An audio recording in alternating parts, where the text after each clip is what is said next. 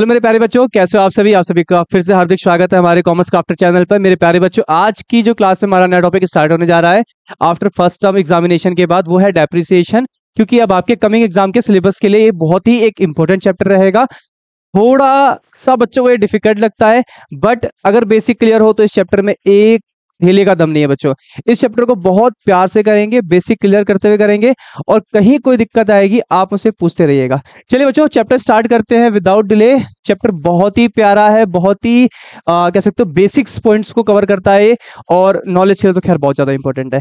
देखिए, इस चैप्टर का वेटेज अप्रोक्सीमेट मान के चलिए कि 8 to 10 मार्क्स में रहेगा बच्चों। ठीक है, 8 to 10 मार्क्स में इसका वेटेज रहेगा।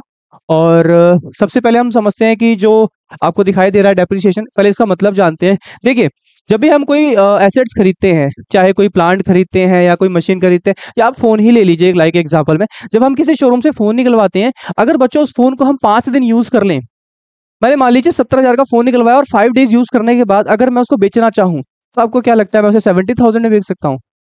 अब अब आप कहोगे कि सर, अगर आपने कोई स्क्रैच नहीं करा होगा, गिराया नहीं होगा, तो ऑब्वियसली 70,000 बिक जाएगा। नहीं बिकेगा। स्क्रैच लगने के बाद तो और कम में बिकेगा। बट अगर विदाउट स्क्रैच, विदाउट डैमेज भी बेचूंगा ना, तो भी नहीं 70 में बिकेगा। हो सकता है 2-3 हजार रुपए कम बिके। उसके पीछे का टाइम पता है क्या? समय।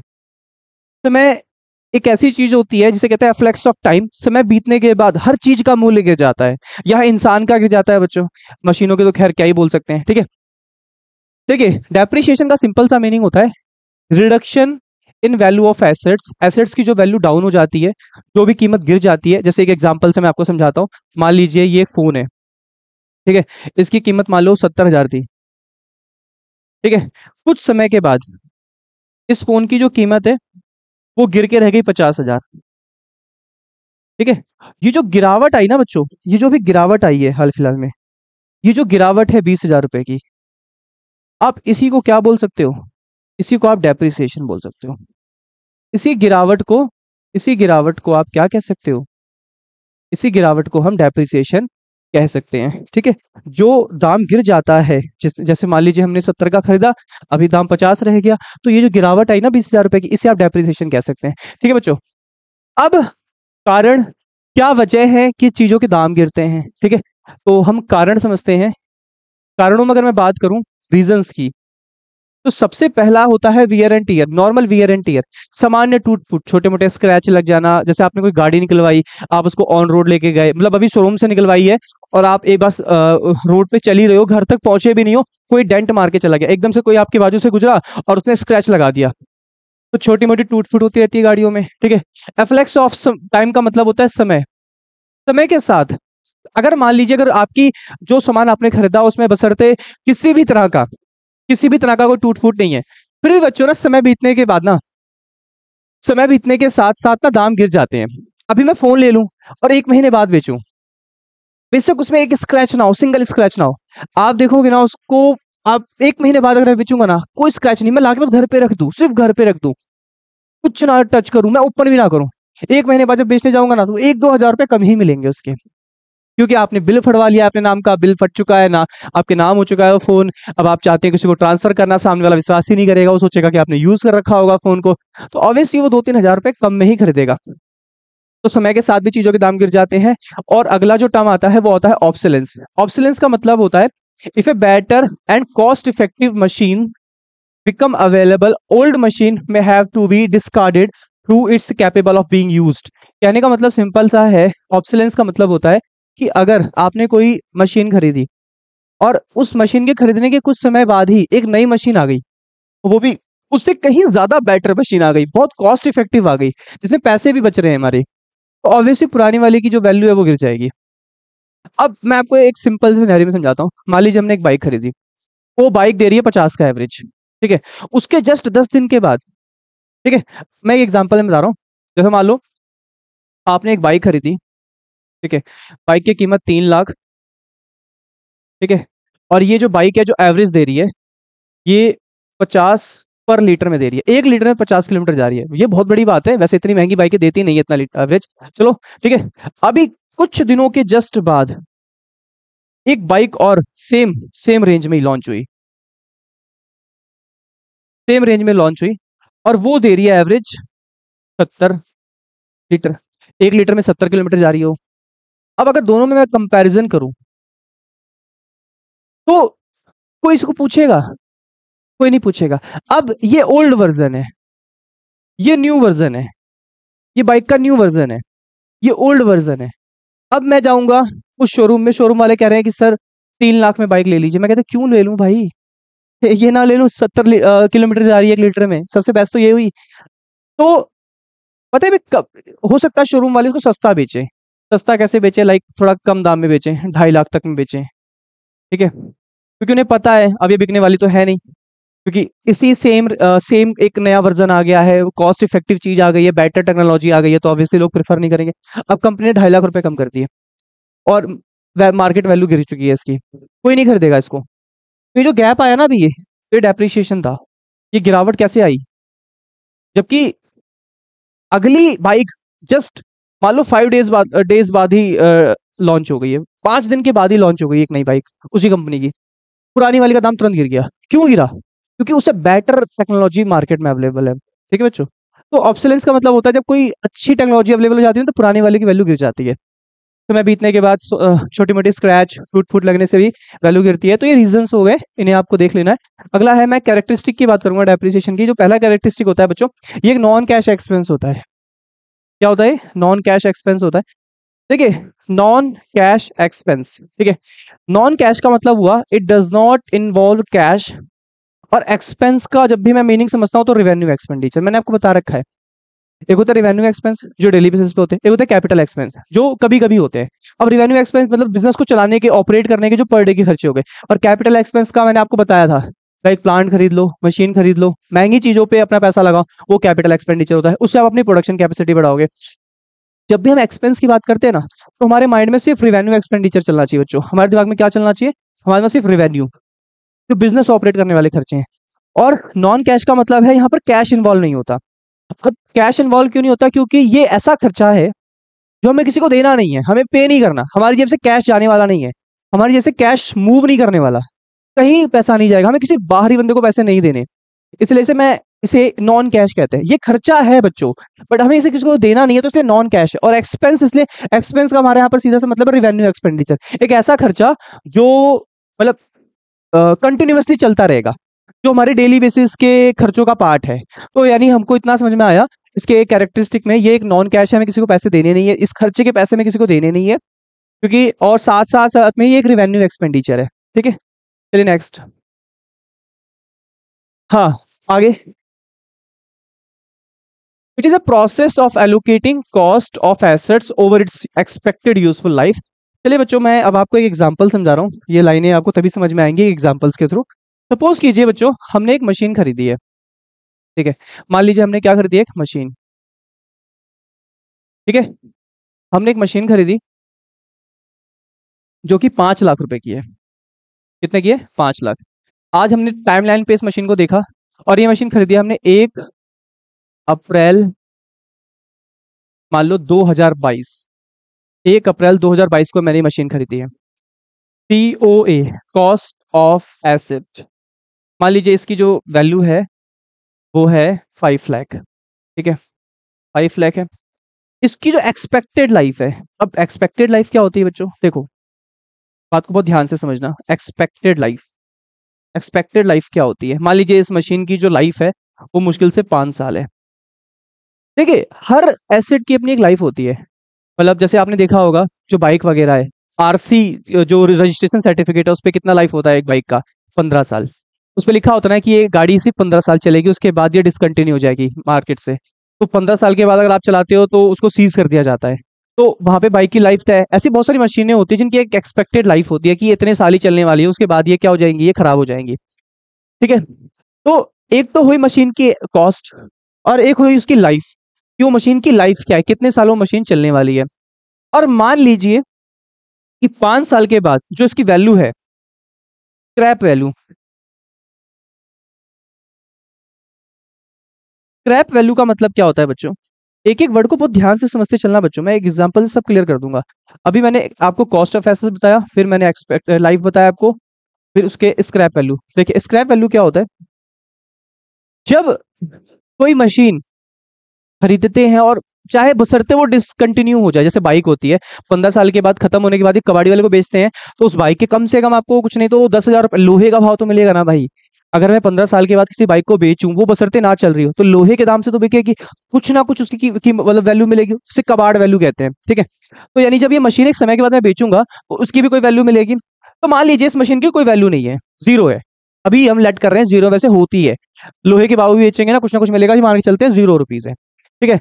5 लाख की मशीन है, लाइफ 5 साल है, एक समय के बाद जो उसकी कबाड़ कीमत होगी एंड ऑफ लाइफ पे, जो उसकी एंड ऑफ लाइफ आएगी ना, एंड ऑफ लाइफ, मान लीजिए एंड ऑफ लाइफ है, एंड है इसका, ठीक है, इस मशीन का एंड यही होगा। तो आज अगर अप्रैल 22 है, फिर एक डेट आएगी 31/3/2023, फिर आएगी एक डेट 31/3/2024, ठीक है। एक साल ये हो गया, ठीक है।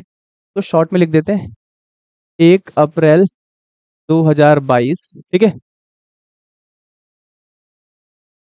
24, ये हुआ, एक हुआ, उसके बाद एक और डेट ले लेते हैं 31/3/2025, ठीक है, 31/3/2026। कितना सेशन हो गया देखते हैं एक एक करके, देखिए एक सेशन गया, क्या हो रहा है ये गया एक सेशन, ये एक सेशन गया, फिर एक और सेशन, फिर एक और सेशन, फिर एक और सेशन, 1 2 3 4, एक सेशन और जाएगा हमारा, ठीक है बच्चों। एग्जाम्पल को बहुत ध्यान से समझना, तभी क्लियरिटी आएगी माइंड में। इसको मैं यहाँ लिख लेता हूँ 31/3/2027। मैंने 5 सेशन बनाए हैं, ठीक है, और हर सेशन में ना इसकी वैल्यू गिरेगी। अब इसको समझना कि हर साल इसकी वैल्यू कितनी गिर रही है, ठीक है। हर साल इसकी वैल्यू कितनी डाउन हो रही है, तो डेप्रिसिएशन निकालने जा रहे हैं हम सब। डेप्रिसिएशन का फॉर्मूला बहुत सिंपल सा है, ठीक है। पहला है cost of asset minus scrap value,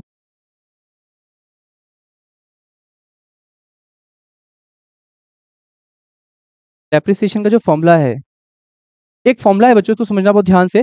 इस फॉर्मूले को तुम पता लगा सकते हैं कि हर साल कितना मूल्य इस मशीन का गिर रहा है, ठीक है।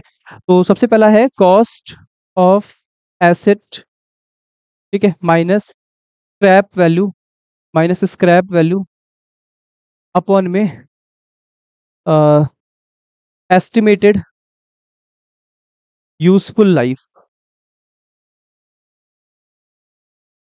या एक्सपेक्टेड यूजफुल लाइफ कह सकते हो आप, कि वो मशीन कब तक चलेगी, एक अनुमान लगाया जा रहा है, ठीक है। तो मान लीजिए जो ये एसेट है 5 लाख रुपए की है, कितने की है, 5 लाख की है। एक समय के बाद इसकी कीमत क्या हो जाएगी, स्क्रैप वैल्यू यानी कबाड़ वैल्यू जीरो हो जाएगी। हमेशा जो कबाड़ वैल्यू होती है ना उसे हटा देते हैं बच्चों, यानी जो एंड में बिकेगी जितने की है उसे स्क्रैप वैल्यू कहेंगे, वो हटा देंगे हम, ठीक है। और मशीन की लाइफ कितनी है, 5 साल। अब ऊपर तो डिवाइड करोगे तो ये 1 लाख आ जाएगा, ठीक है। कहने का मतलब ये है कि एक 5 लाख की मशीन है जिसकी लाइफ 5 साल है, एक समय के बाद वो जीरो हो जाएगी। तो अगर मैं 5 लाख को 5 से डिवाइड करूंगा तो 1 लाख रुपए सालाना इसका जो दाम है वो क्या हो रहा है, वो डाउन हो रहा है सर।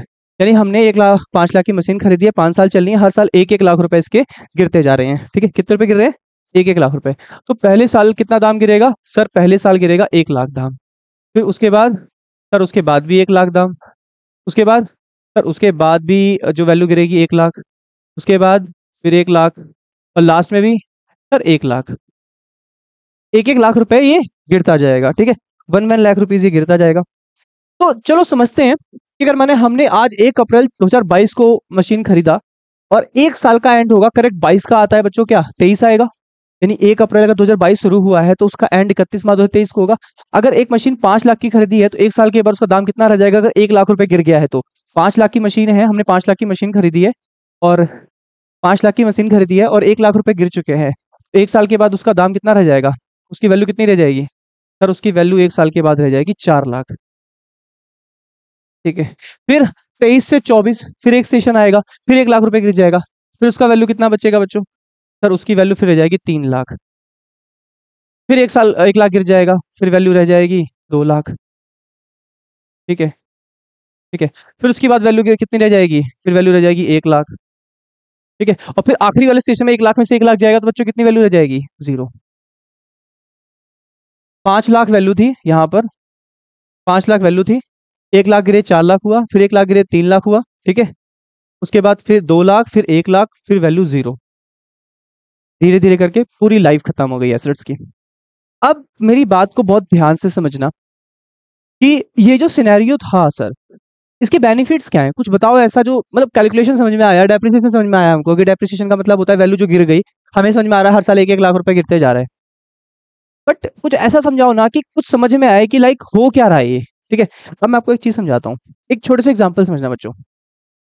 मान लीजिए मैं एक कार खरीदा है, मैंने एक कार खरीदी, ठीक है। सपोज कीजिए मैंने एक कार खरीदी है, ठीक है, और मैं इस कार को ओला में चलाने की तैयारी कर रहा हूँ। ओला में चलाने की तैयारी करना चाहता हूँ, मुझे ओला में चलाना है इस गाड़ी को, मेरे पास यही एक इनकम का सोर्स है। सपोज कीजिए जो कॉस्ट है, जो कार मैंने खरीदी है, वो मान लीजिए 10 लाख की कार है, ठीक है। वो 10 लाख की कार थी, ठीक है। और मैंने पता किया मार्केट में ये कार की जो लाइफ थी, मान लीजिए लेट कीजिए ये 5 साल चलने वाली है, 5 साल ही इसकी लाइफ है। एक बात बताओ प्यारे बच्चों, मुझे सबसे पहले ये बताओ कि हर साल इसका दाम कितना गिर रहा है। देखिए सर, अगर 10 लाख रुपए की गाड़ी है और 5 साल में खत्म हो जाएगी इस गाड़ी की वैल्यू, तो सर मान लीजिए कम से कम कुछ नहीं तो 2 लाख रुपए तो सालाना गिर ही रहा है इसका दाम, ठीक है। 2 लाख रुपए तो सर कम से कम गिर रहा है, कुछ नहीं तो 2 लाख रुपीज जो रेट है वो डाउन हो रहा है, ठीक है। 2 लाख रुपए इसका दाम गिर रहा है। अब मैं ऑनर हूँ, ठीक है, मेरे को कार चलानी है, ठीक है। मान लीजिए इसका नाम राम है, राम इस कार का ऑनर है, और राम को ये कार चलानी है। हर साल इसकी 2 लाख रुपए वैल्यू गिर रही है, जो डेप्रिसिएशन लग रहा है वो 2 लाख रुपए का लग रहा है। अब कहने का मतलब ये है कि इसको पता है कि हर साल 2 लाख रुपए वैल्यू गिर रही है गाड़ी की, 5 साल में ये जीरो। मान लेना जो इसकी स्क्रैप वैल्यू होगी ना, कबाड़, कबाड़ की कीमत जो उसकी होगी, अभी मान लो बच्चों, मैं अभी आज से भी एग्जांपल बताऊंगा जहाँ कुछ ना कुछ वैल्यू होती है और वैसे ही कुछ ना कुछ एसेट्स की वैल्यू होती है। अभी मान लो, माना, ठीक है ना, अभी हम मान रहे हैं, माना 2 लाख रुपए दाम गिर रहा है हर साल। अब अगर ये इस गाड़ी को चलाए और खाए, सारा पैसा खर्च कर दे, तो 5 साल के बाद तो ये गाड़ी खत्म, और इसने 1 रुपया नहीं इकट्ठा किए, तो ये क्या नई कार खरीद पाएगा क्या? इसको लाइफ टाइम ही बिजनेस नहीं करना? अच्छा कमाता है, 40,000 रुपये महीने का कमाता है, इसकी जो मंथली इनकम है, मान लो, मैं रिवेन्यू बता रहा हूँ बच्चों, रिवेन्यू, ये कुछ नहीं तो इस गाड़ी से लगभग कुछ नहीं तो 50,000 रुपये, 50,000 रुपये पर मंथ कमाता है, ठीक है। एक नॉर्मल डेटा ले रहे हैं कि 50,000 रुपये पर मंथ ये इससे कमा रहा है, ठीक है। ये 50,000 रुपये पर मंथ इस गाड़ी से कमा रहा है, और ये 1 रुपए गाड़ी के नाम पे इकट्ठा नहीं कर रहा, ठीक है। अब क्या होगा कि एक समय के बाद, 5 साल के बाद गाड़ी खत्म हो जाएगी, फिर ये इसका काम धंधा बंद हो जाएगा, फिर ये घर बैठ जाएगा अपने, ठीक है। अब घर बैठ जाएगा, फिर करेगा क्या? अब यहाँ पर देखिए 5 साल के बाद तो फिर गाड़ी के पैसे होंगे नहीं, अभी तो जितना मर्जी 50,000 रुपए कमा रहे हो, खाओ पियो उड़ा दो, ठीक है। अब समझना, पर ये है होशियार, राम हमारा यहाँ पर होशियार है, वो कह रहा है कि ये बेवकूफी मैं नहीं करूंगा। मैं क्या करता हूँ कि मैं कमाता हूँ 50,000 महीना, ठीक है। अगर मेरी ईयरली इनकम देखी जाए तो ईयरली मैं कमा लेता हूँ 50 × 12, मैं कमा लेता हूँ 6 लाख रुपए, ठीक है। 6 लाख रुपीज मेरी सालाना कमाई है, 12×5 = 60, 6 लाख रुपए मैं साल के कमाता हूँ। अब एक काम करता हूँ, मेरी वैसे भी वैल्यू हर साल जो है गाड़ी की वो 2 लाख गिर रही है, मैं अपनी कमाई से, मैं अपनी कमाई में से ना इस 2 लाख को क्या कर देता हूँ, माइनस, ठीक है। कितना बचेगा? 4 लाख। इसको मैं ये करूंगा यूज्ड, मैं इसे यूज करूंगा अपने घर में यूज, बट 2 लाख हटा के, मैं 2 लाख रुपए साल का अपनी कमाई से हटाऊंगा ही हटाऊंगा। और मैं इस पैसे को हटा के एक काम करूंगा, ठीक है। मैं इस पैसे को उठा के ना एक जगह ट्रांसफर करूंगा, उसका नाम रखूंगा मैं डेप्रीसिएशन, डेप्रीसिएशन रिजर्व फंड, ठीक है। डेप्रीसिएशन रिजर्व फंड, मैं इसका नाम रखूंगा डेप्रीसिएशन रिजर्व फंड। इसका नाम क्या रख दिया जाएगा बच्चों? इसका नाम रख दिया जाएगा डेप्रीसिएशन। मैं इसको थोड़ा अलग कलर से कर देता हूँ, थोड़ा हाईलाइट हो जाएगा, बच्चों को दिखेगा सही से, ठीक है। इसका नाम रख देते हैं depreciation reserve fund, depreciation. Sir ये रिजर्व फंड क्या है? डेप्रीसिएशन कुछ नहीं है, एक पोटली है, एक पोटली है, हर साल 2 लाख रुपए निकालने हैं अपनी कमाई से, जो उस गाड़ी से कमाओगे, और उठा के इस फंड में इकट्ठा करता रहना है। और ये 5 साल तक करते रहना है। हर साल अपनी कमाई से 2 लाख रुपए इसमें डालते जाना है, हर साल डालते जाना है।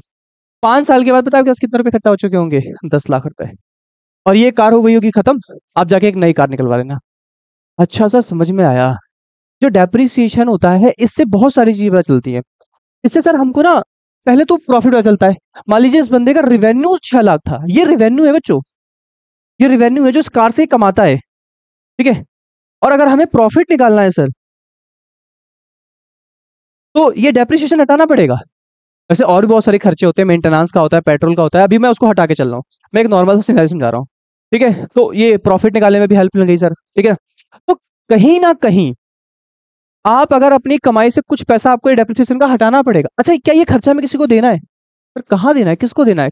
किसी बाहरी को नहीं पे करना है हमें। हमको तो सर पैसे अलग करने हैं और एक रिजर्व में इकट्ठा करते चलने हैं। एक समय के बाद ये रिजर्व हमारा भर जाएगा और जाकर हम नई एसेट खरीद लेंगे। तो हमें किसी को पैसे देने नहीं है, किसी आउटसाइडर को पैसे नहीं देने, बस एक जगह इकट्ठा करते चलना है।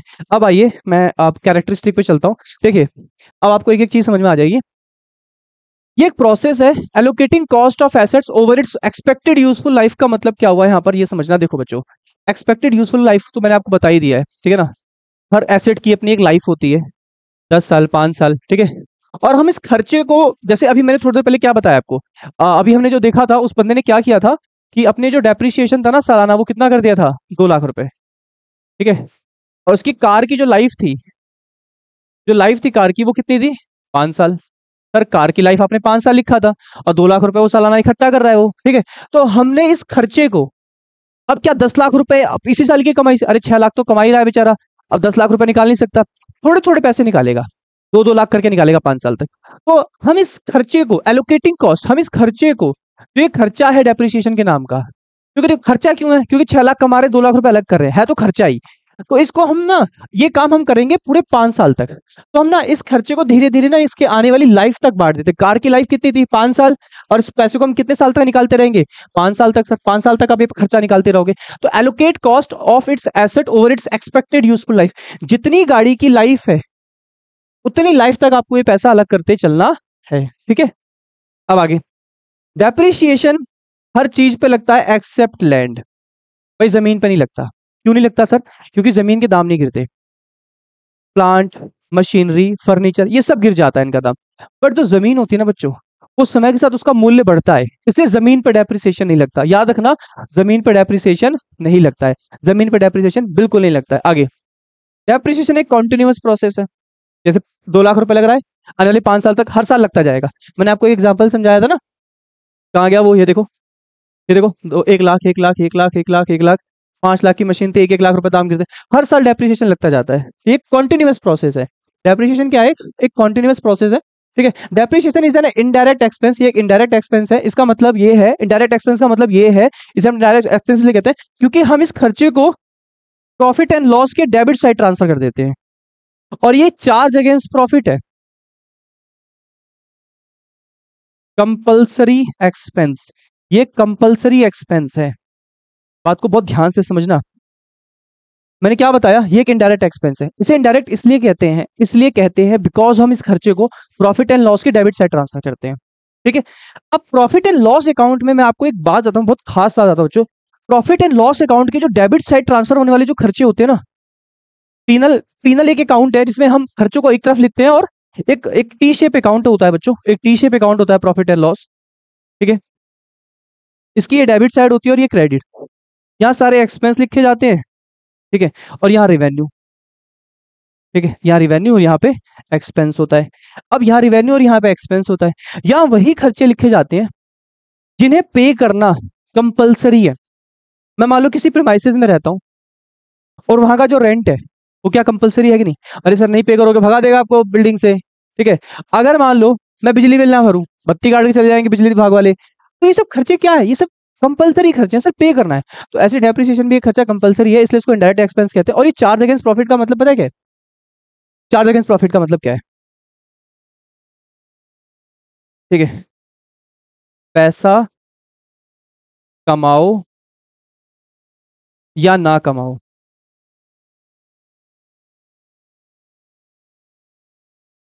इस खर्चे को इस खर्चे को पे करना पड़ेगा। जैसे देखो, मान लीजिए अगर हम एक होटल चला रहे हैं, एक रेस्टोरेंट चला रहे हैं रेंट पे लेकर, चाहे गल्ला हो ना हो, कमाई हो ना हो, क्या महीने के एंड में किराया दोगे कि नहीं दोगे? पर बिल्कुल देना पड़ेगा किराया। तो मकान मालिक को सीधा कहेगा भाई तू पैसे कमा ना कमा, तुझे पैसे देने पड़ेंगे, तुझे रेंट पे करना पड़ेगा। सेम डेप्रिसिएशन भी है। आप कमाओ रेवेन्यू ना कम, आपने ओला ले ली, जैसे इस बंदे ने ओला ले ली थी ना, वो ओला वाला एग्जांपल कहाँ गया हमारा, इसने ओला ले ली, जैसे महीने का 50,000 रुपए कमा रहा है। अब ये कमाए या ना कमाए, इसे 2 लाख रुपए साल की इकट्ठा करने हैं, ये कंपलसरी है भाई, ठीक है ना। इसीलिए हम कहते हैं कि जो डेप्रिसिएशन का जो खर्चा होता है ना, इसे चार्ज अगेंस्ट प्रॉफिट कहते हैं। तो जब भी चार्ज अगेंस्ट प्रॉफिट का मतलब आए ना, तो यही होता है, एक ऐसा खर्चा जो पे करना कंपलसरी है। तो डेप्रिसिएशन निकालना कंपलसरी है, चाहे आप कमाओ ना कमाओ, बिजनेस कमाए ना कमाए, ठीक है, आपको ये अलग करना पड़ेगा, ठीक है। तो अभी हमने क्या क्या कैरेक्टरिस्टिक देखे इसके। सबसे पहला जो कैरेक्टर्स देखा देखा हमने इसमें सर, वो था कि ये एक नॉन कैश एक्सपेंस है, किसी बाहरी को पैसे नहीं देने, और ये रिवेन्यू एक्सपेंस है, मतलब एक्सपेंस का मतलब रिवेन्यू एक्सपेंस जो डेली बेसिस पर होता है, ठीक है, या साल ईयरली होता है, मतलब होता है, एक कंपलसरी खर्चा है। उसके बाद हमने क्या देखा, ये एक लगातार प्रोसेस है, और इस खर्चे को हम ना इसकी लाइफ में डिवाइड कर देते हैं, यानी कि 10 लाख रुपए की वैल्यू गिर रही है तो एक साथ, हमने देखा था ना वो एग्जाम्पल में 2-2 लाख रुपए साल का हम अलोकेट कर रहे थे, 2-2 लाख रुपए। हम ये एक्चुअली क्या है ना, हम अपने खर्चों में पूरे 10 लाख नहीं दिखाएंगे, हर साल हम 2-2 लाख रुपए दिखाएंगे, 2-2 लाख करते हैं 5 साल तक दिखाएंगे, 2-2 लाख रुपए करते हैं 5 साल तक दिखाएंगे हम, ठीक है। तो हम अपने खर्चों को आने वाली लाइफ में उसमें डिवाइड कर देते हैं। और लैंड पे डेप्रिसिएशन नहीं लगता, ये एक लगातार प्रोसेस है, और ये एक इनडायरेक्ट एक्सपेंस है, बिकॉज ऑफ हम इसको पिनल की डेबिट साइड शो करते हैं। कहाँ शो करते हैं? पिनल की डेबिट साइड शो करते हैं। ये खर्चा यहीं आता है, डेप्रिसिएशन के नाम से ही आता है, ठीक है, ये डेप्रिसिएशन के नाम से ये खर्चा आता है, ये खर्चा यहाँ आता है डेप्रिसिएशन के नाम से डेबिट साइड में, और ये कंपलसरी एक्सपेंस है, ठीक है। और चार्ज अगेंस्ट प्रॉफिट है, मतलब कमाओ ना कमाओ आपको ये पे करना पड़ेगा, या आपको ये खर्चा अलग से निकालना पड़ेगा। पे तो करना नहीं किसी को, बट इस खर्चे को, इस डेप्रिसिएशन के खर्चे को आपको निकाल के साइड करते चलना है। और कहाँ इकट्ठा करना है? सर आपने अभी बताया था ना, हमको हमको बताया था आपने कि इस पैसे को ना हमें एक रिजर्व में इकट्ठा करना पड़ता है। कहाँ करना पड़ता है? ये देखो, ये इस रिजर्व में इकट्ठा करना पड़ता है।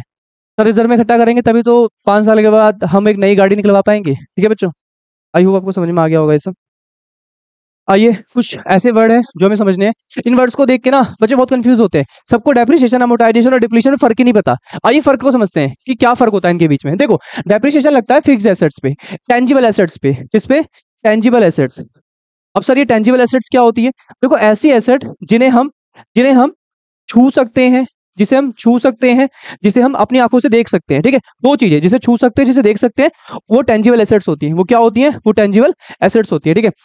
तो जितनी भी फिक्स्ड एसेट्स होती हैं, चाहे प्लांट हो, बिल्डिंग हो, मशीन हो, इन्हें आप देख सकते हो, छू सकते हो, ठीक है। Furniture, plant and machinery, building भी ले सकते हो आप इसमें, फर्नीचर, प्लांट एंड मशीनरी, ये सब क्या होते हैं? जब इनकी वैल्यू गिरती है ना, तो उसे डेप्रिसिएशन कहते हैं। जब किसी ऐसी एसेट्स की वैल्यू गिरती है जिसे हम देख सकते हैं और छू सकते हैं, उसे डेप्रिसिएशन कह सकते हैं। और जब किसी ऐसी एसेट्स की वैल्यू गिरती है जिसे हम ना तो देख सकते हैं, ना उसे हम टच कर सकते हैं, ठीक है। जैसे गुडविल हो गया, ठीक है, पेटेंट हो गया, कॉपीराइट हो गया, आप इसमें एक चीज और ऐड कर सकते हो, ट्रेडमार्क वगैरह हो गया, ठीक है। इन सबको ना देखा जा सकता है, ना छुआ जा सकता है। जब इन जैसी चीजों की वैल्यू गिरती है तो उसे अमोर्टाइजेशन कहते हैं। Fall in the value of intangible, intangible दिखाई नहीं देते बट इनकी भी वैल्यू गिरती है, तो इसे कहते हैं अमोर्टाइजेशन। जब किसी एसेट्स की वैल्यू गिरे तो डेप्रिसिएशन, किसी इंटेंजिबल एसेट्स की वैल्यू गिरे तो अमोर्टाइजेशन। अब डिप्लीशन वर्ड किसके लिए यूज होता है?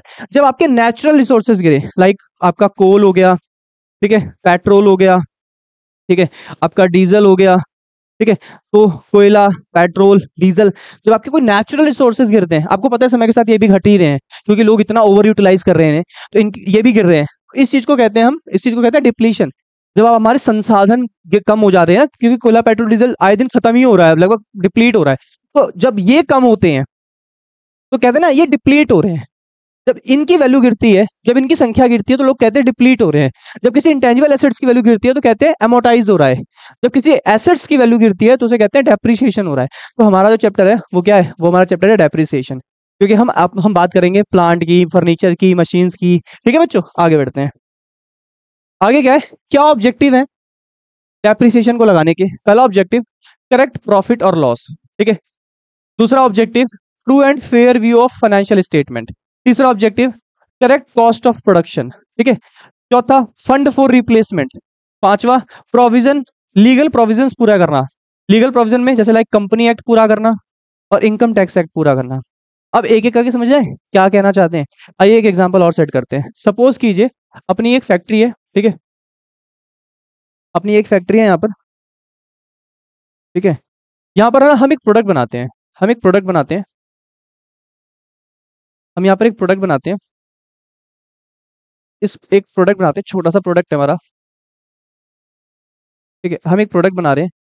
इस प्रोडक्ट को बनाने के लिए ना हमने एक मशीन मंगा रखी है। सपोज कीजिए जो ये प्रोडक्ट है वो बॉल है, मान लीजिए एक बॉल है, ठीक है, हम बॉल बनाते हैं, ठीक है। और ये जो मशीन है, इस मशीन में ये बॉल बनती है, ठीक है, ये मशीन में ये बॉल, इस मशीन में ये बॉल तैयार होती है। अब इस मशीन की जो कॉस्ट है वो 5 लाख है, ठीक है। कितनी है? 5 लाख है। अब या 6 लाख ले लो, 6 लाख है। और ध्यान से समझना बच्चों, मान लीजिए इसकी कॉस्ट है 6 लाख रुपए, और इसकी जो लाइफ है, इसकी जो लाइफ है बच्चों, इसकी लाइफ है 6 साल। तो हर साल कितना डेप्रिसिएशन हो रहा है सर? अगर 6 लाख की मशीन है, 6 साल लाइफ है, तो हर साल 1 लाख रुपए वैल्यू गिर रही है ना? कितनी वैल्यू गिर रही है? 1 लाख रुपए वैल्यू गिर रही है। और इसकी जो कबाड़ वैल्यू है वो जीरो है, मतलब एक समय के बाद वैल्यू खत्म ही हो जाएगी। यानी अगर 6 लाख की चीज एक 6 साल के बाद जीरो हो जा रही है, तो यानी हर साल 1 लाख रुपए गिर रहे हैं। 6 लाख को 6 से डिवाइड करोगे 1 लाख आ जाएगा, ठीक है बच्चों। 1 लाख रुपए पर ईयर गिर रहा है, ठीक है। अब इसे समझते हैं। अब ये तो हमारा हो गया 1 लाख रुपए हो गया, ठीक है। अब बात को बहुत ध्यान से समझना बच्चों, ये 1 लाख रुपीज हो गया। बात को बहुत ध्यान से समझना। इस बॉल को बनाने के लिए जो रॉ मटेरियल लगता है, मान लीजिए इस बॉल को बनाने के लिए रॉ मटेरियल लग रहा है 200 रुपए का, ठीक है। हमने एक लेबर हायर कर रखी है इस बॉल को बनाने के लिए, तो लेबर पर बॉल के हिसाब से चार्ज लेती है। एक लेबर आ रखी है, और वो लेबर जो है ना, वो कहती है भाई मैं पर पीस के हिसाब से काम करूंगा, मैं 100 रुपए लूंगा पर पीस पर पीस पे 100 रुपए लूंगा। इस बॉल पे पर पीस पे वो 100 रुपए लेगा। अब ये मशीन भी 6 साल में खत्म हो जाएगी। अब कहने का मतलब इसके लिए पैसे इकट्ठा करने हैं। अब ये पैसे कैसे इकट्ठा होंगे? आप इस खर्चे को इसकी कॉस्ट में ऐड कर दो बॉल की, और कस्टमर से कलेक्ट कर लो, ठीक है। अब जैसे कि मैं समझाता हूँ, मान लीजिए कि ये कंपनी पूरे ईयर में, पूरे साल भर में 1,000 बॉल बना के बेचेगी। सिर्फ कितने? 1,000 बॉल, सिर्फ 1,000 बॉल, ओनली 1,000 बॉल। अगर एक साल में इस मशीन की कीमत 1 लाख रुपए गिर जाती है, कितनी गिर जाती है? 1 लाख रुपए गिर जाती है, और हम सिर्फ 1,000 बॉल ही पूरे साल भर में बेचते हैं, तो समझना एक बॉल पे डेप्रिसिएशन कितना जा रहा है? डेप्रिसिएशन पर बॉल, पर बॉल एक बॉल पे कितना डेप्रिसिएशन जाएगा?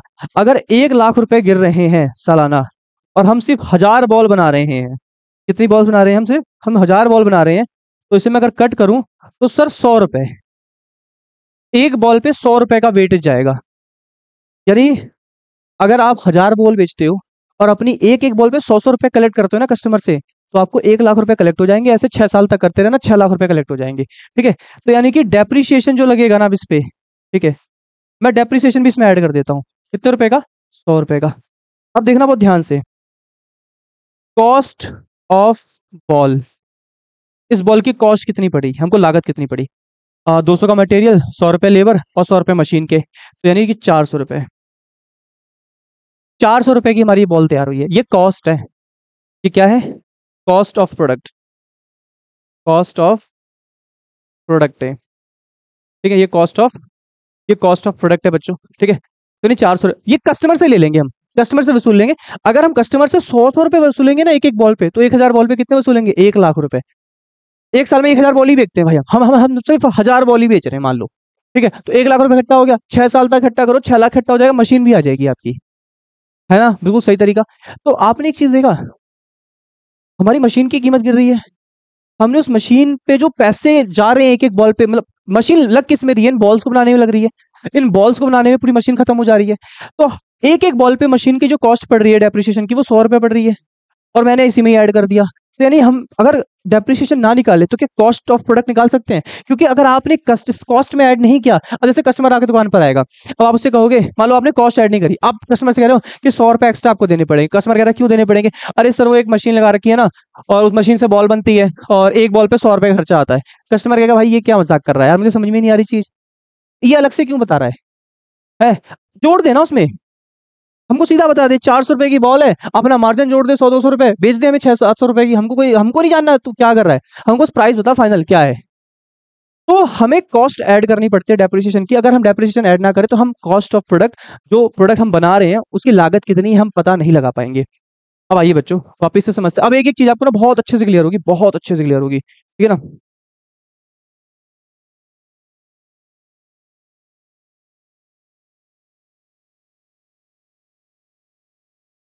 अब देखना एक एक चीज को हम बहुत अच्छे से बारीकी से समझेंगे बच्चों, बात को ध्यान से समझना। देखो मैंने क्या बोला, अगर आपको करेक्ट प्रॉफिट लॉस पता लगाना है तो आपके लिए सबसे बेस्ट है। देखो करेक्ट प्रॉफिट लॉस कैसे पता चलेगा सर, जब तक कॉस्ट ही नहीं पता चलेगी बिजनेस की तब प्रॉफिट कहां से पता चलेगा। जब तक आपको पता ही नहीं होगा कि आपका एक प्रोडक्ट बन कितने में रहा है। जैसे अभी हमने जो प्रोडक्ट बनाया था, जो कॉस्ट ऑफ बॉल थी, ठीक है, जो बॉल की कॉस्ट थी वो कैसे हमने तय करी है। देखो पहले रॉ मटेरियल का खर्चा, फिर लेबर का, फिर डेप्रिसिएशन का। कितना था, 200 रुपये इसके थे सर, 100 रुपये लेबर ले रही थी, 100 रुपये डेप्रिसिएशन था, 400 रुपये का प्रोडक्ट था हमारा, 400 का प्रोडक्ट था। मान लीजिए इसमें मैं अपना प्रॉफिट, इसका प्राइस निकाल लेता हूँ, सेलिंग प्राइस निकाल लेते हैं इसका। इसमें थोड़ा वो मार्जिन ऐड कर देता हूँ 200 रुपये, और इसे 600 में बेच देते हैं मार्केट में। कितने में बेच देते हैं, इसे 600 रुपये में बेच देते हैं। 400 का था, 200 मार्जिन ऐड करके 600 में बेच दिया। तो कमाया ना आपने, प्रॉफिट कमाया कि नहीं कमाया, 200 रुपये आपने, आपने दो 400 की चीज को 600 में बेचा। तो कहने का मतलब है आप प्रॉफिट और लॉस निकाल लेते हो। अगर डेप्रिसिएशन अगर आपको पता होगा तभी तो आप आगे चल के प्रॉफिट लॉस पता करोगे, क्योंकि जब आप सारे खर्चे सही से ऐड नहीं करोगे, माइनस नहीं करोगे, तो कैसे डेप्रिसिएशन निकलेगा। जैसे मान लीजिए वो ओला वाला एग्जांपल याद है आपको, जिसका साल की जो कार की वैल्यू गिर रही थी वो 2 लाख रुपए गिर रही थी। और इस पे आ जाओ, वापस आ जाओ, देखो इस पे आ जाओ, वो कार वाले एग्जांपल पे वापस आ जाते हैं बच्चों। ठीक है, किधर गया वो कार वाला बंदा, ओला वाला, ये रहा। देखो कितना कमा रहा है, 50,000 रुपए कमाता है महीने के, साल के 6 लाख रुपए कमाता है, और 2 लाख रुपए खर्चा हुआ कि नहीं। अगर इस खर्चे को, यानी एक्चुअली ये 6 लाख नहीं कमाता, ये 6 लाख तो रिवेन्यू है। इसमें बहुत सारी चीजें माइनस कर सकता है वो। मैंने भी पेट्रोल डीजल का खर्चा नहीं माइनस किया, मैंने सर्विस चार्ज नहीं माइनस करे, वो भी खर्चे, टोल टैक्स वगैरह हो गया, टोल टैक्स वगैरह के खर्चे हो गए, और पार्किंग चार्जेस के खर्चे हो गए, वो सब उसे माइनस करने पड़ेंगे, तब जाके एक्चुअल प्रॉफिट चलता है। अभी तो सिर्फ मैंने डेप्रिसिएशन माइनस किया है, यानी अगर डेप्रिसिएशन नहीं माइनस करेंगे तो एक्चुअल प्रॉफिट हम नहीं निकाल पाएंगे। तो ये खर्चा है, इसे माइनस करना पड़ेगा हमको, ठीक है। तो कहने का मतलब है अगर आपको करेक्ट प्रॉफिट लॉस पता लगाना है तो डेप्रिसिएशन का खर्चा आपको माइनस करना पड़ेगा। दूसरा, अगर आपको फाइनेंशियल पोजीशन पता लगानी है, अब फाइनेंशियल पोजीशन क्या है, मतलब true and fair view of financial position. मैं समझाता हूँ कैसे। देखो जैसे मान लीजिए अभी मैंने एक एग्जांपल देखा था, 5 लाख की मशीन थी, आज 1 अप्रैल है, 5 लाख की मशीन है, 1 लाख रुपए का डेप्रिसिएशन लग चुका है, यानी इस एक सेशन में 1 लाख रुपए गिर चुके हैं। अगर 5 लाख की चीज में 1 लाख रुपए गिर गए तो बचा कितना दाम सर, उसका दाम बचा 4 लाख रुपए। अगर 5 लाख की चीज है, 1 लाख रुपए दाम गिर गया तो 4 लाख रुपए वैल्यू बची। कितनी बची, 4 लाख। यानी कि हमें अपनी एसेट्स की एक्चुअल वैल्यू पता है सर, हमने जब खरीदी थी तब खरीदी होगी है, पर हमें 1 साल के बाद पता है हमारी एसेट्स की वैल्यू 4 लाख है। हम जान रहे हैं हमारी एसेट्स अभी प्रेजेंट में 4 लाख रुपए की इसकी वैल्यू है मार्केट में। यानी कि अगर आपको डेप्रिसिएशन पता है तो आप अपनी वैल्यू में से घटा के पता लगा सकते हो कि एक्चुअली आपकी एसेट्स की मार्केट वैल्यू कितनी है। तो इस कॉन्सेप्ट में हम अपनी एसेट्स की एक्चुअल वैल्यू पता लगा लेते हैं, और जब अगर आपने अपनी एसेट्स की एक्चुअल वैल्यू पता लगा ली तो आपने अपनी फाइनेंशियल पोजीशन भी पता लगा ली। अब आगे कॉस्ट ऑफ प्रोडक्शन, आपका एक प्रोडक्ट कितने में बन रहा है आप इसके बारे में पता चल सकते हो। ये देखो बॉल बनाने के लिए कितने रुपए खर्च हो रहे थे, 400 रुपए। कैसे पता चला, आपने रॉ मटेरियल का खर्चा ऐड किया, आपने लेबर का खर्चा ऐड किया, आपने डेप्रिसिएशन ऐड किया, और 400 रुपए की कॉस्ट आ गई। ठीक है, तो कहने का मतलब है अगर आपको अपने प्रोडक्ट की कॉस्ट पता लगानी है तो डेप्रिसिएशन ऐड करना पड़ेगा। अब आगे fund for replacement, fund for replacement का मतलब सर क्या हुआ, फंड फॉर रिप्लेसमेंट का मतलब क्या हुआ सर। अरे देखो जैसे वो कार वाले एग्जाम्पल में, देखो जब ये बंदा जब ये बंदा 2 लाख रुपए 5 साल तक इकट्ठा करेगा, 2 लाख रुपए को 5 साल तक इकट्ठा करेगा तो कितने लाख रुपए इकट्ठा हो जाएंगे सर, 10 लाख रुपए इकट्ठा हो जाएंगे। कार की कीमत कितनी है, 10 लाख रुपए सर, कार की कीमत सर 10 लाख रुपए है। हम 2 लाख रुपए हर साल अगर इकट्ठा करेंगे, 5 साल 10 लाख यहाँ इकट्ठा हो जाएंगे, कार की कीमत 10 लाख रुपए, यानी 5 साल के बाद 10 लाख रुपए हो जाएंगे, और हम यही गाड़ी जाकर वापस से खरीद कर लेकर आ जाएंगे बच्चों। ठीक है, तो फंड फॉर रिप्लेसमेंट का मतलब है हमने वो रिजर्व बनाया था, रिजर्व। वो कार वाला क्या कर रहा है, वो 2 लाख रुपए पर ईयरली इकट्ठा कर रहा है, 2-2 लाख रुपए 5 साल तक करेगा, 10 लाख रुपए इकट्ठा हो जाएगा। ये जो फंड उसने तैयार किया वो क्यों किया पता है, रिप्लेसमेंट फंड कहते हैं इसे कभी कभी। क्यों कहते हैं सर, क्योंकि 5 साल के बाद ये गाड़ी हो जाएगी खत्म, और अपने को चाहिए होगी एक नई गाड़ी, और उसके लिए पैसे कहाँ से आएंगे। जब आप अपनी कमाई में से 2-2 लाख रुपए हर साल निकालोगे तो 5 साल तक निकालते रहोगे तो हो जाएंगे ना 10 लाख रुपए। आप जाके एक चमचमाती कार लेकर आ जाना। तो ये फंड इसीलिए बनाया जाता है, ठीक है ना। ये फंड इसीलिए ही तैयार किया जाता है। तो इसमें हम फंड तैयार करते हैं, जिसमें जब आप उस फंड को रेडी कर लोगे, बाद में एक नई गाड़ी निकलवा के ले आओगे। पांचवा पॉइंट क्या है? Legal provision.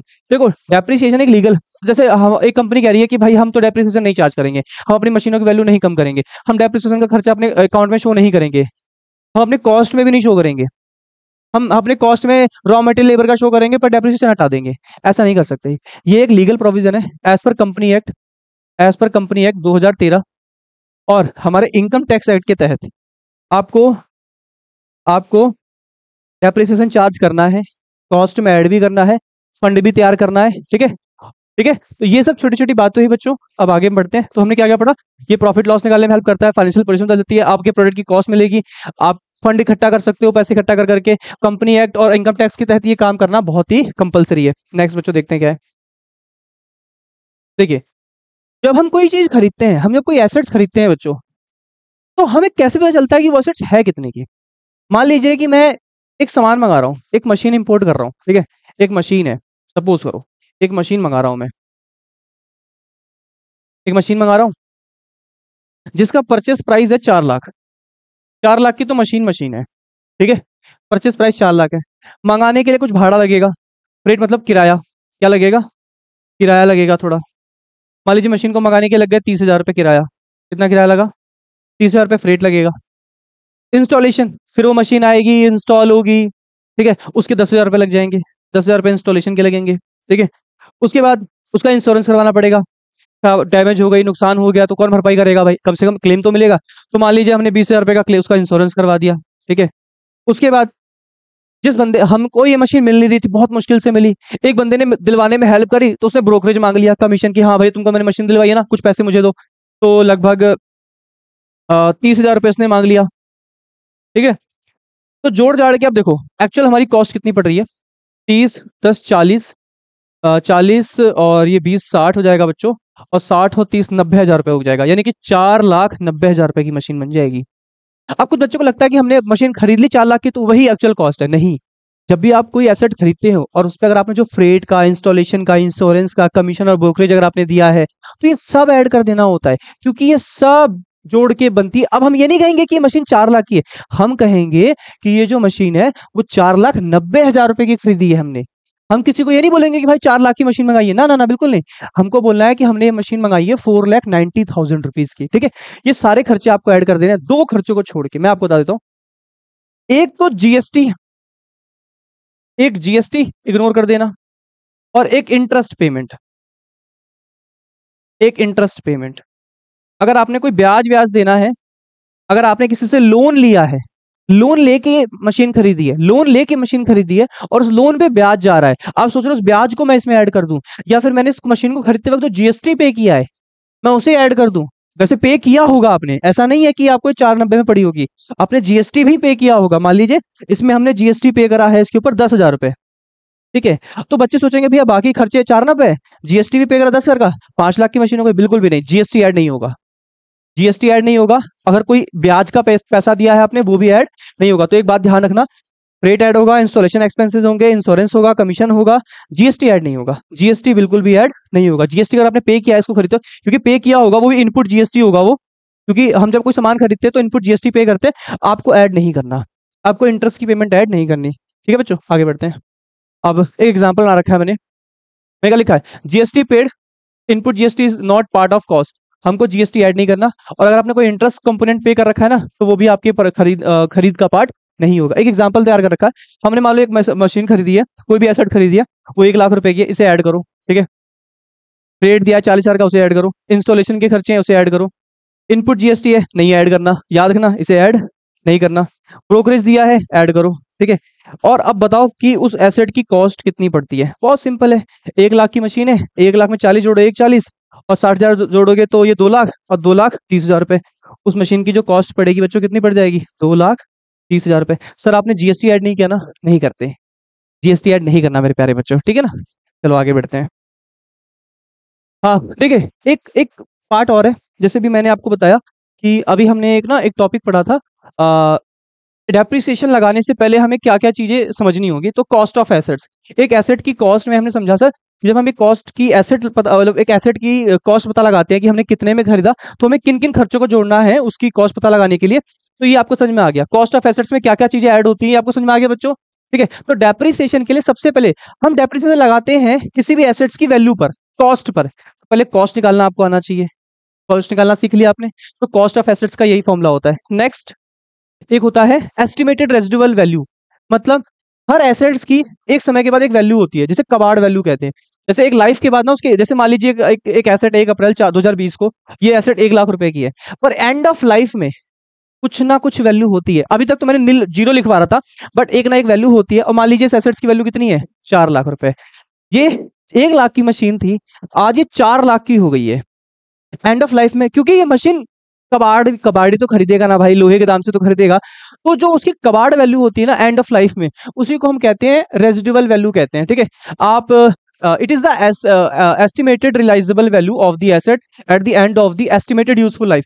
जब एसेट का समय काल पूरा हो जाएगा, उसके बाद भी ये एसेट्स ना किसी रेट पर बिकेगी, उसको हम कहते हैं स्क्रैप वैल्यू। इसे कबाड़ की कीमत कहते हैं, कबाड़ की कीमत कहते हैं कि जाते जाते वो कुछ रुपए देके जाएगी, तो वही स्क्रैप वैल्यू कहलाएगी। तो इसी को हम क्या बोलेंगे बच्चों, इसे हम बोलेंगे स्क्रैप वैल्यू। ठीक है, जो भी एसेट्स होती है एंड ऑफ लाइफ में बिकती है, कबाड़ के भाव बिकती है, कुछ ना कुछ दाम मिलता है, उसी दाम को हम स्क्रैप वैल्यू बोलते हैं। ठीक है, उसी को। अब मुझे बता सकते हो बच्चों कि इस एसेट्स में कितना डेप्रिसिएशन लग चुका है? सर बहुत आसान है, इसमें कोई बड़ी बात थोड़ी है। देखो सर, आपकी जो कॉस्ट ऑफ एसेट्स में से आप स्क्रैप वैल्यू माइनस कर दो। एक्चुअली सर आपकी जो एसेट थी वो 1 लाख रुपए की थी, एंड में भी जाते जाते मशीन ने हमें 4,000 रुपए दे दिए। कितने रुपए दे दिए? 4,000 रुपए। 1 लाख की चीज भी एंड में जाते जाते 4,000 रुपए की बिक गई है, यानी इसके बीच का जो गैप रहा, यानी 96,000 रुपीज इसकी वैल्यू गिर चुकी है। यानी 1 साल के अंदर ही इस मशीन की 96,000 रुपीज वैल्यू गिर गई। 1 लाख की चीज थी, 4,000 में बेची, एंड में 96,000 रुपए गिर चुके हैं इस मशीन के। तो जो गिरे वही तो डेप्रिसिएशन था। तो कॉस्ट ऑफ एसेट्स में से आप स्क्रैप वैल्यू माइनस कर दोगे तो पता चल जाएगा कि अमाउंट ऑफ डेप्रिसिएशन कितना था। ठीक है, तो यही हमारा डेप्रिसिएशन था, 96,000 गिर चुका है रेट। ठीक है, नेक्स्ट। ये यूजफुल लाइफ क्या होती है सर? अब यूजफुल लाइफ मतलब डिपेंड करता है कि वो एसेट कितने साल चलने वाली है। ठीक है, it means period of for which asset is estimated to be use, जितने साल वो यूज होने वाली है। कहने का मतलब है कि 1 साल, 2, 4, 4 साल, 5 साल, हर किसी की अपनी एक लाइफ होती है। जैसे बाइक वगैरह की अगर आप देखोगे तो उनकी लाइफ क्या होती है, पर बाइक वगैरह की तो मान लो 15 साल ही होती है। ठीक है, हमने तो 15 साल देखी है। ठीक है, बीच में डीजल वगैरह की गाड़ियों के 10 साल कर दिए गए थे लाइफ। तो हर एसेट की अपनी एक एस्टिमेटेड यूजफुल लाइफ होती है, जितने समय वो चलती है। और जब ये लाइफ खत्म हो जाती है तो वो मशीन चलना बंद हो जाती है, फिर वो कबाड़ की कीमत पे बिक जाती है। ठीक है, यही वही डेप्रिसिएबल अमाउंट है। पिछले वाले एग्जांपल का 1 लाख की मशीन थी, 4,000 रुपए बचेगा। ये कबाड़ वाली वैल्यू थी, रेजिडुअल वैल्यू। याद रखना, आप रेजिडुअल वैल्यू या स्क्रैप वैल्यू कुछ भी कह सकते हो। ये कबाड़ कीमत होती है। 1 लाख की मशीन खरीदी, 4,000 में बेची, कितना दाम गिर चुका है? 96,000। 1 लाख का दाम, 1 लाख की मशीन खरीदी थी, 1 साल के बाद 4,000 रुपए में कबाड़ में बिका। यानी अगर 1 लाख की चीज 1 साल के बाद 4,000 में बिक जा रही है, बीच में 96,000 रुपीज गिर चुके हैं। ठीक है बच्चों, अब मैं आपको कुछ अकाउंटिंग मेथड सिखाऊंगा। देखिए, मेथड फर्स्ट और मेथड टू है इसके। पहला ये है, जब आप कोई मशीन परचेस करते हो तो होगा machine account debit to bank account. अब देखो, मशीन तो एक एसेट है और आपका एसेट बढ़ेगा तो डेबिट होगा। ठीक है, एसेट बढ़ता है तो एसेट कहा जाता है, डेबिट होता है। और आपका बैंक भी क्या है? बैंक भी सर हमारा एक एसेट है। ठीक है, इस बार एसेट घट रहा है तो वो कहाँ जाएगा? क्रेडिट। जब आप कोई मशीन खरीदते हो, एसेट खरीदते हो, तो एक एसेट है, एक एसेट बढ़ रही है तो डेबिट, एक एसेट घट रही है तो क्रेडिट। सेम दूसरे वाले मेथड भी वही है। आपने एक मशीन खरीदा है, बीइंग मशीन परचेस, तो मशीन डेबिट और बैंक क्रेडिट, क्योंकि मशीन आ रही है और बैंक से पैसे जा रहे हैं, क्योंकि आप भाई अब मशीन खरीदोगे तो पैसे तो जाएंगे ही ना आपकी जेब से। तो ये हो गया, ये तो पहली एंट्री हुई। दूसरी एंट्री, फिर उस मशीन पर डेप्रिसिएशन लगेगा, उसके दाम गिरेंगे, तो एंट्री क्या बनेगी? Depreciation account debit to machine account. अब यहाँ पे समझो, डेप्रिसिएशन को डेबिट इसलिए किया क्योंकि डेप्रिसिएशन एक खर्चा है। क्या है बच्चों? एक खर्चा है। और खर्चे को कहाँ लिखते हैं? डेबिट में लिखते हैं। खर्चे को कहाँ लिखते हैं? डेबिट में। और मशीन, डेप्रिसिएशन लगने से मशीन की वैल्यू बढ़ती है घटती है? सर कैसी बात कर रहे हो, मशीन की वैल्यू तो घट जाती है। तो एसेट्स की वैल्यू क्या हो गई? एसेट्स की वैल्यू तो सर कम हो गई। ठीक है, कम हो गई, एसेट्स की वैल्यू कम हो गई।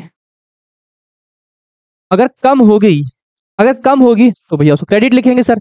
यानी कि खर्चा डेबिट, मशीन क्रेडिट। तो पहली एंट्री हुई मशीन टू बैंक, दूसरी हुई depreciation account debit to machine account हुई। ठीक है बच्चों, being depreciation charge on machine, हमने मशीन पे डेप्रिसिएशन चार्ज किया है, डेप्रिसिएशन खर्चा है, डेबिट करेंगे, मशीन की वैल्यू गिरी है उसे क्रेडिट करेंगे। ठीक है, अगली एंट्री आ जाओ यहाँ पर, दूसरी वाली। यहाँ पे डेप्रिसिएशन तो डेबिट हो गया क्योंकि ये खर्चा था, ये खर्चा था तो उसे डेबिट कर दिया, बट हमने एक नया नाम इसमें ऐड किया था, वो था प्रोविजन फॉर डेप्रिसिएशन अकाउंट। ये क्या था बच्चों, ये था हमारा to provision for depreciation account, provision for depreciation. अब ये क्या होता है, ये होता है बच्चों लायबिलिटी, ये एक तरह की हमारी होती है लायबिलिटी, ये हमारी लायबिलिटी क्रिएट होती है। लायबिलिटी कहाँ क्रिएट होती है, तो लायबिलिटी क्रेडिट में क्रिएट होती है। ये कॉन्सेप्ट थोड़ा और आपको आगे से अच्छे से समझ में आएगा कि ऐसा क्या हो रहा है इसमें, बस अभी समझ लो। मशीन डेबिट, बैंक क्रेडिट, दोनों में एंट्रियां सेम है। यहाँ डेप्रिसिएशन लग रहा है, मशीन पे लग रहा है, मशीन की वैल्यू गिर जा रही है इसलिए मशीन को क्रेडिट कर दिया है। ठीक है, depreciation account debit to machine account. यहाँ पर हम डेप्रिसिएशन लगा रहे हैं, एक्सपेंस को क्रेडिट कर रहे हैं, बट हम उसी खर्चे को एक लायबिलिटी क्रिएट कर रहे हैं। क्या कर रहे हैं, यहाँ पे दो अकाउंटेंट है, बात को समझना बहुत ध्यान से। यहाँ दो अकाउंटेंट है, मान लीजिए एक अकाउंटेंट हमारा राम है और एक अकाउंटेंट हमारा श्याम है। ठीक है, एक अकाउंटेंट हमारा श्याम है। ठीक है, एक अकाउंटेंट हमारा श्याम है। राम की अकाउंटिंग कहती है कि हमारी डेप्रिसिएशन से एसेट्स की वैल्यू गिरती है, श्याम की अकाउंटिंग कहती है कि डेप्रिसिएशन से एसेट्स की वैल्यू नहीं गिरती है। ठीक है, उस पे एसेट पे इंपैक्ट नहीं जाएगा, हम इस पैसे को अलग से इकट्ठा करते चलेंगे। मैंने बताया था ना, डेप्रिसिएशन के पैसे को अलग से इकट्ठा करना पड़ेगा। तो श्याम के अकॉर्डिंग हमें अपनी मशीन की वैल्यू नहीं गिरानी, हमको उस पैसे को अलग इकट्ठा करना है इसलिए, और वो फंड अपना यूज करेंगे नहीं, वो एक लायबिलिटी होगा फंड, वो आगे चल के काम आएगा, उसी से हम एसेट खरीदेंगे। क्या खरीदेंगे, इसलिए इसको बोला है प्रोविजन फॉर डेप्रिसिएशन। समझ में आया, पैसा खर्चा है इकट्ठा करते चलो और उस पैसे को कहीं एक जगह इकट्ठा करते चलो। ठीक है, ये कहता है कि खर्चा है एसेट्स पे लगाते चलो और एसेट्स की वैल्यू गिराते चलो। तो दोनों का अपना अपना कॉन्सेप्ट है। फिर आगे, क्योंकि खर्चे दोनों ही थे तो जाएंगे प्रॉफिट एंड लॉस के अकाउंट डेबिट साइड में। Being depreciation is transfer to penal account, profit and loss account debit to depreciation. जितने भी खर्चे होते हैं, डेप्रिसिएशन एक एक्सपेंस है इसलिए उसे हम पीनल के डेबिट साइड ट्रांसफर करेंगे। तो पीनल के डेबिट साइड वैसे भी टी शेप में ना, डेबिट साइड में पीनल एक अकाउंट है, हम बनाना सीखेंगे। उस टी शेप अकाउंट में इसमें डेबिट साइड में सारे खर्चे लिखे जाते हैं, इसलिए मैंने प्रॉफिट एंड लॉस को कहाँ कर रखा है सर, हमने इसको यहाँ पर डेबिट कर रखा है। सेम इस केस में डेप्रिसिएशन एक खर्चा था इसलिए प्रॉफिट एंड लॉस अकाउंट को डेबिट कर रखा है टू डेप्रिसिएशन अकाउंट। ठीक है बच्चों, यहाँ तक आपको बात समझ में आई। आइए इसका एग्जाम्पल समझते हैं। ठीक है, दोनों केस में मान लीजिए हमने एक फर्नीचर परचेज किया या हमने एक मशीन खरीदी है। ठीक है, तो मशीन अकाउंट डेबिट, 1000 रुपए की मशीन है, टू बैंक अकाउंट, और कितने रुपए पे करे हमने, 1000 रुपए। एग्जाम्पल समझना, बीइंग मशीन परचेज्ड। ठीक है, दूसरा मशीन खरीद ली है, एसेट डेबिट, बैंक चला गया, पैसे चले गए, क्रेडिट हो गया। तो क्रेडिट तो होगा ही बैंक, क्योंकि पैसे चले गए हमारे, एसेट जा चुकी है। क्योंकि एसेट घटती है तो क्रेडिट होता है और एसेट बढ़ती है तो डेबिट। यहाँ समझना, एक एसेट बढ़ रही है और एक एसेट घट रही है। दूसरी एंट्री क्या होगी वो बहुत ध्यान समझना। अब हम डेप्रिसिएशन की एंट्री लगाएंगे, डेप्रिसिएशन अकाउंट डेबिट टू। इस अकाउंटेंट के तहत जो हमारा पहला अकाउंटेंट था वो क्या कह रहा था कि जब भी हम डेप्रिसिएशन लगाते हैं, मान लीजिए कि एक एसेट है और इस पे जो डेप्रिसिएशन लग रहा है वो 10% लग रहा है। कितना, 10% इसकी वैल्यू हर साल गिर जा रही है। अभी धीरे धीरे समझेंगे कि ये 10% क्या है। एक्चुअली जो एसेट है इसका 10% दाम सालाना गिर रहा है। तो अगर 1000 की चीज है, 10% वैल्यू गिर रही है तो 100 रुपए गिर रहे हैं। कितने रुपए गिर रहे हैं बच्चों, सर 100 रुपीज गिर रहे हैं। कितने, 100 रुपीज। 1000 रुपए की मशीन थी, इस साल 100 रुपए गिर चुके हैं, यानी 100 रुपए खर्चा है, एक तो डेबिट करेंगे और मशीन की वैल्यू 100 रुपए गिर चुकी है। एसेट देखो, मशीन में पूरे 1000 नहीं लिखेंगे, कहने का मतलब जितना दाम गिरा एसेट्स का उतना ही लिखेंगे, क्योंकि खर्चा कितने का था, 100 रुपए का था, और एसेट्स की वैल्यू कितने गिरी, 100 रुपए गिरी, तो इसलिए मशीन को भी हम क्रेडिट में सिर्फ 100 ही लिखेंगे। Being depreciation charge on machine. ठीक है, नेक्स्ट थर्ड, मशीन पे डेप्रिसिएशन चार्ज हो गया। अब अगला, ये डेप्रिसिएशन हमारा एक खर्चा है तो इसको हम कहाँ ट्रांसफर करेंगे, profit and loss account, profit and loss account debit to machine account. ठीक है, इस 100 रुपए को हम कहाँ ट्रांसफर करेंगे बच्चों, इस 100 रुपए को हम पीनल के डेबिट साइड ट्रांसफर करेंगे। ठीक है, अगर समझ में आ रही है एंट्रियां समझ लो बच्चों, नहीं तो थोड़ी सी लर्न करो, धीरे धीरे सारी एंट्रियां एक एक करके अच्छे से क्लियर हो जाएंगी। Being depreciation transfer to penal account, profit and loss account. ठीक है, हम इसका भी एक अकाउंट बनाना सीखेंगे आगे चलकर। ठीक है, ये तो पहली अकाउंटिंग हुई कि मशीन खरीदी, जो डेप्रिसिएशन आया उससे वैल्यू गिर गई एसेट्स की, और सारे खर्चे को हमने पीनल में ट्रांसफर कर दिया।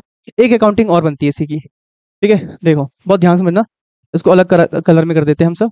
ठीक है, इसमें क्या किया हमने, पहले मशीन को परचेस किया, सेम उसी की तरह copy paste, machine account debit to bank account. मान लीजिए 1000 रुपए की हमारी मशीन है। ठीक है, मैं नरेशन नहीं लिखूंगा, आप समझते चलना बच्चों। दूसरा, पहले मशीन हमने परचेस कर ली है, अब आगे डेप्रिसिएशन लगाएंगे। इस अकाउंटेंट के तहत जो हमारा ये अकाउंटेंट एंट्री कर रहा है, इसके हिसाब से कि इसे कोई एसेट्स की वैल्यू गिरती नहीं है इसके हिसाब से, तो ये क्या करेगा, इस पैसे को कहीं एक जगह इकट्ठा कर देगा, रिजर्व बना देगा। To provision for depreciation account, कितना, 100 रुपए। कितने रुपए, 100 रुपए। ठीक है, और फिर बाद में इस खर्चे को कहाँ ट्रांसफर करेगा, बिल्कुल सेम इसी की तरह, कहाँ ट्रांसफर करेगा, प्रॉफिट एंड लॉस अकाउंट में। टू डेप्रिसिएशन अकाउंट, डेप्रिसिएशन के नाम से इस खर्चे को हम कहाँ ट्रांसफर कर देंगे, बिल्कुल प्रॉफिट एंड लॉस अकाउंट में। ठीक है बच्चों, कितने रुपए खर्चा था, 100 रुपए का। बस इन दोनों में फर्क कितना है, क्या है सर, इन दोनों में सर एक ही फर्क देखने को मिला है, और वो मैं बता दूं आपको क्या है, वो है दूसरी एंट्री पे फर्क। यहाँ पर ये टू मशीन यूज कर रहा है, इसके हिसाब से मशीन की वैल्यू गिर रही है, इसके हिसाब से कोई मशीन की वैल्यू नहीं गिर रही है, सारा पैसा एक जगह इकट्ठा किया जा रहा है, एक जगह इकट्ठा किया जा रहा है, और बाद में इसी पैसे को यूज करके हम एक नई मशीन खरीदेंगे। तो ठीक है, दो तरीके हुए। ठीक है बच्चों, ये जनरल एंट्री समझ लेना। अगला है हमारा जो है कैलकुलेटिंग फॉर डेप्रिसिएशन का है, स्ट्रेट लाइन मेथड है, और जो इसको हम नेक्स्ट लेक्चर में कवर करेंगे। आज के लेक्चर्स में सिर्फ बेसिक्स पे हमने बात करी है, और उस बेसिक के साथ अपनी क्लास को हम खत्म करेंगे। ठीक है बच्चों, मिलते हैं नेक्स्ट क्लास में।